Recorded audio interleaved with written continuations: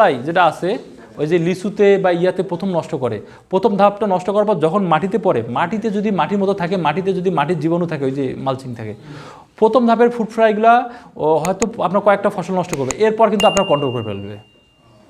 ধানের ক্ষেত্রে আপনার প্রায় 15-16টা আছে উপকারী পোকা, আর 5-7টা আছে আপনার ক্ষতিকর। মানে দেখা যাচ্ছে টোটাল আপনি এনভায়রনমেন্টে যাবেন, পোকা দুই ধরনের আছে।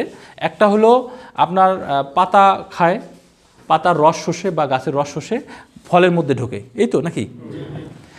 আর একটা উপকারী পোকা আছে, সেটা হলো যে সেটা মাংসাশাসী, ওই যে ক্ষতিকর যে পোকা থাকে তার ডিম লার্ভা ওগুলাকে খায়, এই তো। আপনার উপকারী পোকা মাংসাশাসী পোকা এত বেশি পরিমাণে আছে, আপনার ওইটা যদি ক্লাইমেটটা ঠিকমতো থাকে অটোমেটিক কন্ট্রোল করে। হ্যাঁ, আপনার মাজরা পোকা অটোমেটিক কন্ট্রোল করবে, মাজরা পোকা বলেন না, ওটা কিন্তু অটোমেটিক কন্ট্রোল করবে। তারপরে মাজরা পোকা যদি আপনি এমন হয় যে শতকে 50 শতক জমি লাগাইছেন, তার মধ্যে 20টা আপনি হলো লাঠি গাড়ি দিলেন, পরে ওইটা আবার খড় বসেন, পাখি যদি প্রথম অবস্থায় লাগান ধান, প্রথম অবস্থায় যদি লাঠি দেন, ওই আপনার বসবে, পাখি বসবে, পাখি বসলে মাজরা পোকার লার্ভা প্রথম থেকে কন্ট্রোল করে। কিন্তু ন্যাচারালি কিন্তু এখানে কিছু ধরনের পোকা তৈরি হয়, লেডিবার্ড, বিটল, এই ধরনের কিছু কিছু পোকা তৈরি হয়, তারা অটোমেটিক ওইখানে ওই বিভিন্ন ধরনের যে ক্ষতিকর পোকা অটোমেটিক কন্ট্রোল করে। আমি এই কথাগুলো বলার উদ্দেশ্য যে এই যে আমন গেল, আমনে পোকা হয় না ভালো, এই ইরিতে হয়। হ্যাঁ, আপনার ওই যে চিনিগুড়া 28 ধান স্প্রে করছে 6 বার করে, পোকা বলেন কি বলেন, আমাদের কৃষক খালি মানে শখে করছে, একজন তো করেই নেই, আরও একজন হলো শখে করছে, সে কী নষ্ট হয় কিনা। কিন্তু হলো আবার যদি এই যে 29 ধান করেন, 29 ধান প্রথমবার যখন করাইছিলাম, তো ওরা সরিষা কাটার পরে তারপর লাগাইছে, মানে টেম্পারেচারের সাথে উপরে, তো কিছু মাজরা নষ্ট করছিল, ও কোনো স্প্রে করে নাই। তো ওইটা নষ্ট করার কারণ কি, টেম্পারেচারের সাথে যুক্ত। আপনার ধরেন যে অসময়ে যদি আপনি বেগুন করেন, পোকামাকড় বেশি হবে।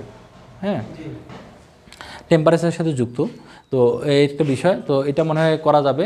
তা আপনার হলো ওই মাজরা পোকা কোনো ফ্যাক্টই না। আপনার ধানের ক্ষেত্রে খুব সংক্ষেপে বলি আমি, ধানের ক্ষেত্রে আপনারা দূরত্ব সঠিকভাবে রাখা। হ্যাঁ, তারপর ওই যে ওয়াপসা কন্ডিশনের জন্য কী করতে হবে, 6 থেকে 8টা লাইন যখন করলেন, উত্তর দক্ষিণ করলেন না, লাইন করার পর আপনার একটু জায়গা রাখতে হবে চলাচল। আপনি যখন সব রাস্তা সব দিকে চলাচল করে যদি যাবেন, আপনার মাটি থাকে ভেজা, আপনি যখনই চলবেন ধানের যে খাদ্য শিকড়গুলো ওইখানে ক্ষতিগ্রস্ত হবে।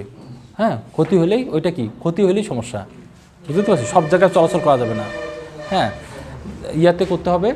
এরপরে একটা লাইন ফাঁকা, বুঝছেন কি, আমি অনেকে করে না ধানের ক্ষেত্রে 6টা বা 8টা লাইন, যেখান থেকে আপনি স্প্রে যদি করার ইচ্ছা হয় বা ধান দেখার দরকার ওই লাইন দিয়ে, ওইটা দিয়ে আপনার আলু বাতাস বেশি পড়ার কারণে আপনার শীষগুলো বড় হবে, আপনার ফলন কম হবে না, 100% বুঝছেন।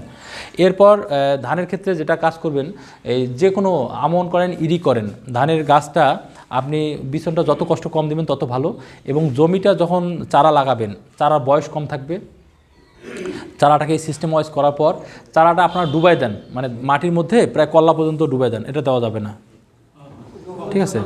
শুধু শেকড় যতটুকু আছে ততটুকু হালকা দেওয়া। হ্যাঁ, এই হালকা দেওয়া ওই শেকড়টুকু দিতে হবে। এই জন্য প্রয়োজন জমি 1 দিন 2 দিন জমির ভেদ অনুযায়ী জমি তৈরি করে রাখতে হবে, বুঝছেন আমার কথা। তাহলে জমিটা শক্ত হলে আপনি যে কিষান দিয়ে করবেন, যে হালকা হালকা করে, বেশি করে ডুবাই দিলে এই কুশিগুলো যখন বের হতে যাবে তখন ঝামেলা হয়। হ্যাঁ, একটা করে দিতে হবে, কারণ এক একটা গাছের এক একটা আছে, কতটা জায়গা নিবে। আপনার 4টা-5টা গাছ দেন, একটাও ভালো হয় না। হ্যাঁ, শীষ যদি শীষের মতো হয় অনেক ধান হবে, বুঝতে পারছি। যেমন আমনে যদি আপনার যদি 12টা শীষ হয়, 12টা শীষের ধান হয়, আপনি ধান থুইতে জায়গা পাবেন না আমনে, ঠিক আছে না। তাহলে ওই শীষে একটা করে দিতে হবে, ওই যে সঠিক নিয়মে করতে হবে, যেমন বিষের বয়স, বিষ, হ্যাঁ, এই সিস্টেমগুলো যদি মেনটেন করেন। হ্যাঁ, এরপর যেমন মুরব্বি বলতেছিলেন যে নিউট্রেন খাবার দেওয়ার জন্য আপনার ওই যে জীবামৃতটা আছে, যেহেতু জমি লাগাই ফেলছে, জীবামৃতটা যদি সঠিকভাবে এখন দেয়, তরলটা তো জীবাণু থাকে, দিলে সে কাজ শুরু করে দিবে, বুঝতে পারছি।